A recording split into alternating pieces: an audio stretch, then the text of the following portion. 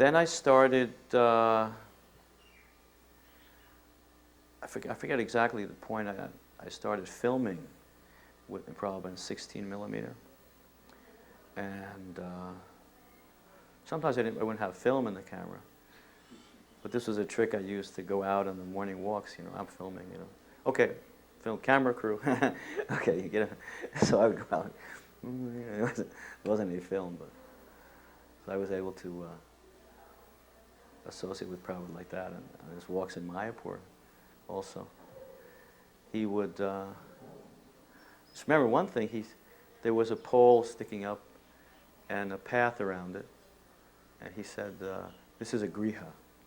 He said, that pole was a griha.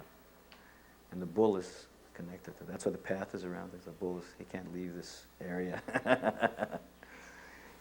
For all our macho grihastas out there, you know. This one connected to the pole.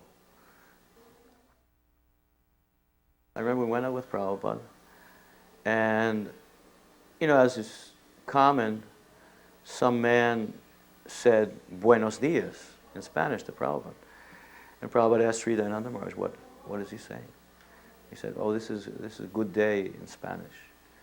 And so Prabhupada said, "Ah, buenos dias," in Spanish. He said that. So Prabhupada began his Spanish speaking at that point, you know. "Ah, buenos dias," he said. So you didn't know Prabhupada spoke Spanish, did you? Yeah, but you see the new things.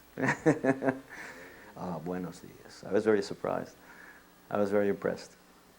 Because he said it, and the correct pronunciation was perfect, you know.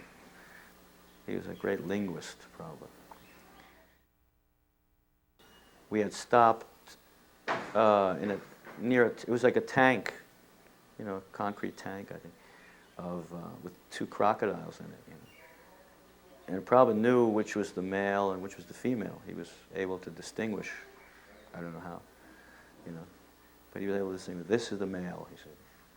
And just at that time, he opens his huge mouth, and as he's doing this, Prabhupada says, "Oh, no food."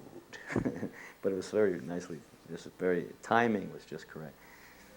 And then he said, "He is inviting us." Prabhupada's humor. Another thing I remember, let's see, in Caracas, because Caracas, when I had most association with, wasn't many English-speaking devotees. So that sort of gave me a little more. An Indian man had come to see Prabhupada. He was talking, you know, babbling on, a lot of nonsense, you know. And Prabhupada told him, he said, one thing I want to tell you, while you are speaking, I am chanting Hare Krishna. And you could see Prabhupada, moving his hand. He was actually chanting. Kirtaniyak Sadahari, constantly, always chanting Hare Krishna. So someone may say, well, Prabhupada, did he chant a fixed number of rounds? But Prabhupada was always chanting. So he said this like this. So then I understood that Prabhupada was always chanting, you know, Krishna's glories.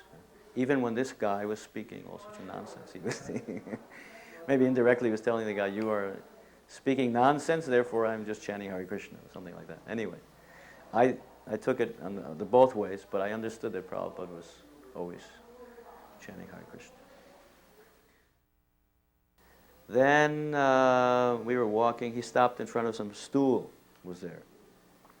And he said, they think that the dry stool, that's better. Wet stool is not so good. So similarly, they say dying a violent death is not so good. That's not good. But a quiet death, that's very, very good. You're saying like that. Then there was the lawyers also, which I filmed that also. They were a lawyer, one with a beard, I think you see. That's also in Caracas. Prabhupada was preaching to them about responsibility. That the difference between state law and the laws of nature. And how in the state laws, sometimes you will not be convicted of something you do. But in the natural law, law of nature. You kill an ant, and you will be processed. That was his. He was saying like that to these lawyers. Je anilo premadana koruna prachu